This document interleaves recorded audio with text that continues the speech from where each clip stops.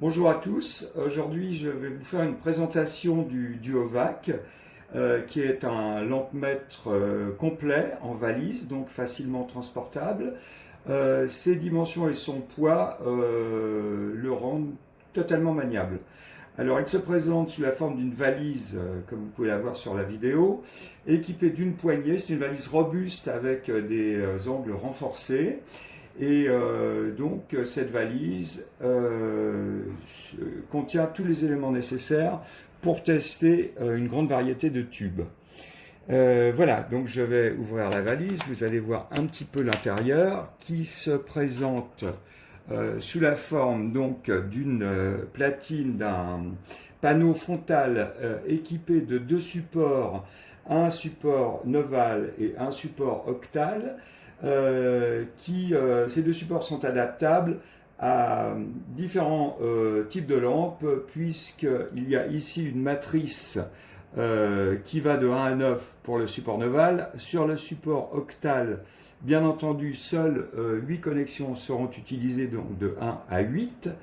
Et sur la rangée inférieure, on trouve donc les principales électrodes, la plaque, la grille 2 ou l'écran, la grille 1, la grille de commande, la grille 3 qui est présente sur les pentodes, la cathode et les deux sorties filaments.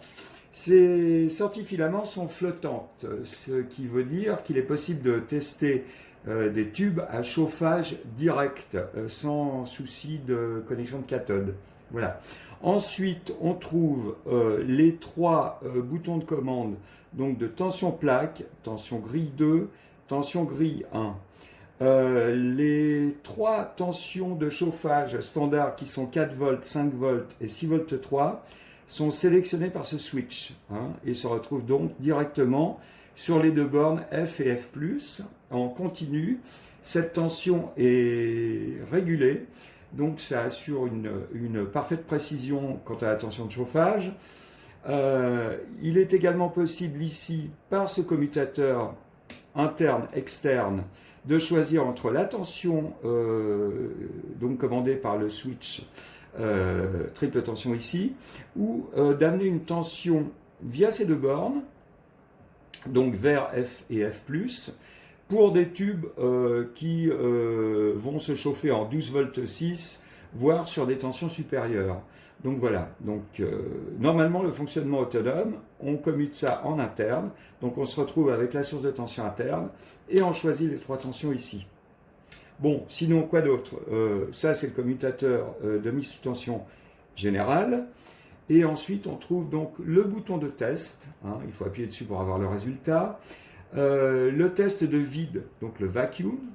Ce test de vide, on le verra un peu plus tard dans la vidéo, il est très simple à faire, puisque pendant un test, il suffit d'appuyer sur le bouton vacuum et de vérifier le courant plaque et sa variation sur l'afficheur. Ensuite, on trouve un néon SC qui s'appelle Short Circuit, en fait c'est l'abréviation, et qui permet de tester les courts-circuits internes d'un tube. Alors c'est un test basique, mais ce test permet d'éviter des petites catastrophes avec des tubes qui auraient vraiment des courts-circuits internes francs. Ensuite, on trouve un bouton qui s'appelle bouton de décharge. Ce bouton de décharge, il permet d'ajuster très rapidement la tension plaque. Parce que la tension plaque fait appel à un générateur haute tension et charge un condensateur, puisque l'appareil fonctionne en mode pulsé, comme son nom l'indique, un Pulse Tube Tester. Donc, quand on a une grande variation de tension plaque, par exemple, on veut passer de 300 volts à 50 volts, pour éviter d'attendre trop longtemps, on descend ce potentiomètre de tension plaque et on appuie là-dessus, ce qui permet de descendre rapidement la tension. Bon, tout ça, ce sont des petits détails. Ce switch ici, la sérigraphie va être changée, puisque là je vous présente l'appareil de génération précédente, déjà équipé du nouveau module, et qui permet maintenant de tester les valves et les diodes. Donc ce switch qui s'appelle pour l'instant Vplet et VG2 était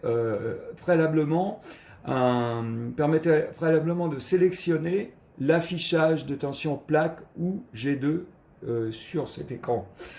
Maintenant, on a un affichage simultané des deux tensions. Donc ce switch va être remplacé par la fonction valve ou la fonction tube, puisqu'on insère une résistance série dans la plaque en test de valve. Voilà.